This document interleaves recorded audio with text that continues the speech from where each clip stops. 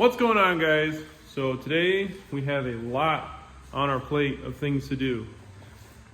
We got some brake lines that need to be bent. These are the lines off of the Gold truck, or the Turbo LS truck, if you will. I finally brought that truck back inside. The frame's been done for a little while now, but I've basically been redoing a lot of the suspension parts. It's got all new steering components, ball joints, all that stuff. I was getting all that ready to go so that I could pull the frame in and then assemble it all on the frame. Clean the diff up, all the control arm drops for the lift, all the lift parts, put new wheel bearings on it. Yeah, so I've been kind of hustle. As you can see, it is pretty messy. Got stuff everywhere. A freaking bag of rags broke. So, got the fuel tank, the fuel lines, wiring harness, all that stuff, all this stuff.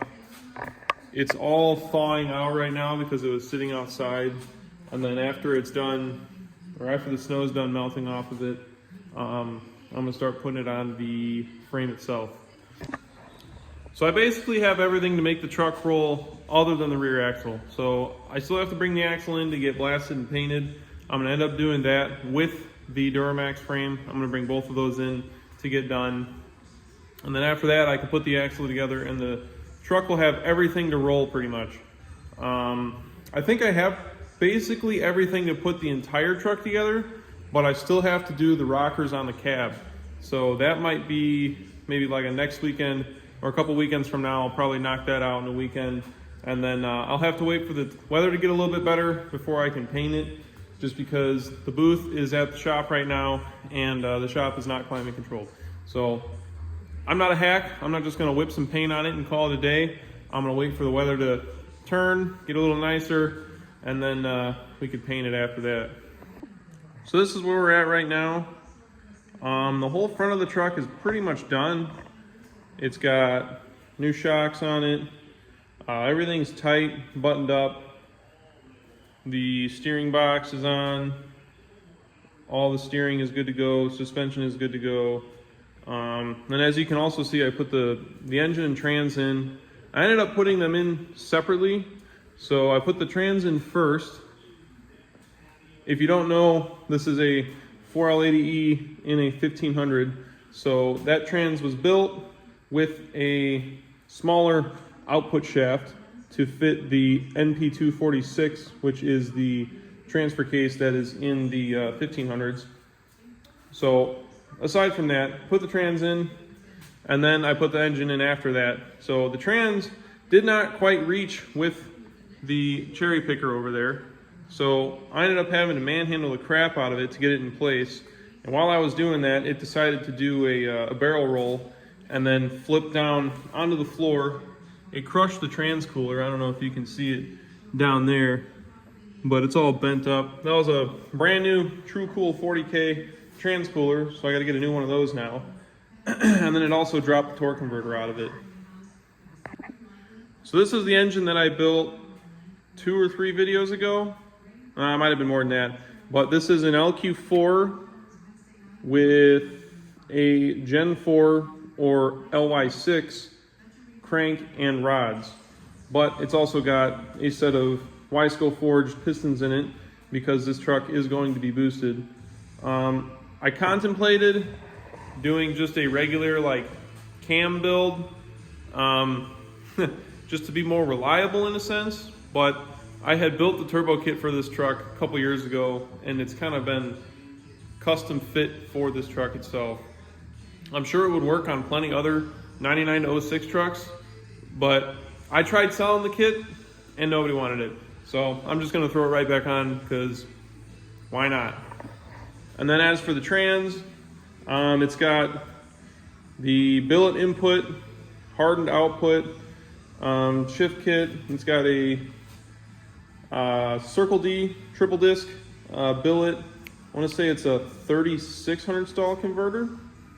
And then it's got some TCI transpan and clutch upgrades and all the other stuff that you would need to make power and hold power I suppose.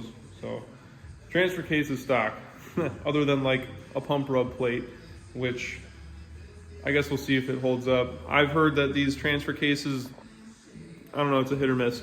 Same with the front diffs. So I don't know. We're gonna see how the drivetrain lasts. And then the rear end is basically going to be stock with a limited slip Yukon differential in it. The shafts are going to be stock.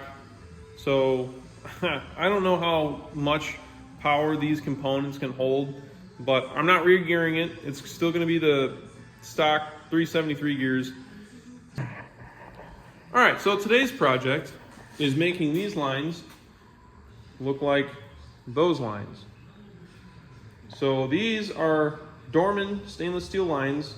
I usually buy these for all of my trucks if I'm doing a frame off, restoration, build, whatever. They're 80 bucks. Really, you can't go wrong with it. Compared to the steel lines, they look way better, and then they won't rust like the steel lines, and you don't have to go through all the work of restoring your steel lines if they're still good. Now, the reason I keep the steel lines around is, as you can see, the clips are all on them, so I know exactly where they go. This is the one that runs to the rear brake, and then these ones run to the ABS module. So the Dorman lines never line up perfectly. So they have these tags here. This is, between these two tags is where it's looped. So then you have to bend it and straighten it out. Even after you do that, they never line up perfectly. So I always keep the old lines as a template where I can match the new lines up with. So if you match the new lines up with the old lines before you install it, it's a lot easier to install the new lines. All right, so this is an example of what I mean. The lines were bent right here between these two red pieces of tape, and it was at a U so it would fit in the packaging. Same with right here. So I straighten that out and I straighten that out. But look how it doesn't really match up with the factory line. So it's completely missing this part right here where it bends up. So I need to adjust that. And then also look at where the nut is. So the nut, or the old nut and the new nut are lined up, but there's an offset that runs up here. The offset's there, but it doesn't run in the right direction.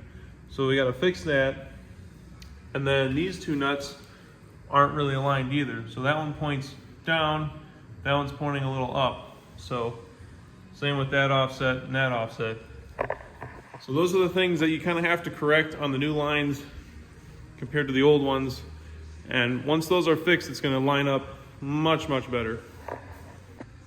All right, so I got it better corrected now. You can see that those two line up. It lines up all the way here. The offset is correct. Same with over there. The two nuts line up as well. It can be a pain in the butt, but the stainless is actually pretty soft, so it's not too big of a deal. I'm gonna go ahead and finish up the rest of the lines and then install them on the chassis. All right, so I decided to install that line. That was for the rear. I'm gonna show you real quick how big of a difference it makes pre-bending it on the ground as compared to trying to get it to fit on the frame. So this is where it'll go in on this last hole right there. It lines up pretty good. I just have to tighten it down. Yeah, but here's how it runs on the frame. As you can see, it's pretty much a nice even distance off the frame. All the offsets line up with the clips. We'll go up the frame here. Drops right into the bracket here. So, like I said, super important to do this on the ground first. And you can see how nice and straight that is. So, all right, back to the rest of the lines. I'm gonna put those on the truck. And then, I think I have to put the fuel lines on before I tighten these up into the ABS module.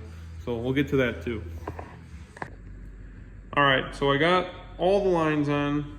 We got the rear one, and then the two that go to the master cylinder on the driver and passenger fronts as well. These lines do not always line up super great, even after you bend them. So you're gonna have to work with it a little bit. These are all tight into the ABS module, and the ABS module is bolted to the frame. But before you put the brakes on in the ABS module, remember that you have to put the fuel lines on, especially if you're using stock fuel lines, because they run behind the module here. As you can see, they run through there, and then they bolt to the outside of the frame. So be mindful of that. I ended up getting all the soft lines ran as well. I had to adjust these and scoot them down a little bit. Same with this bracket here, just because it's got lift knuckles on it, so the mounting points are not exactly the same. And then I have them tightened up on each side as well. And then as for the rear, this one is also tightened up too, even though I'm still waiting on an axle. So yeah, that might be about it for this video. I got the wiring kind of ran. I got to hook it up to the trans and the transfer case. And then I have to finish up the engine. I got to put the headers on, along with the crossover pipe, all the turbo stuff. And then I also have to do the oil drain yet. So before I really get any further, I got two things I want to get done. The oil drain, which goes through the front of the pan, and then down there, the diff harness, which plugs into the actuator down there.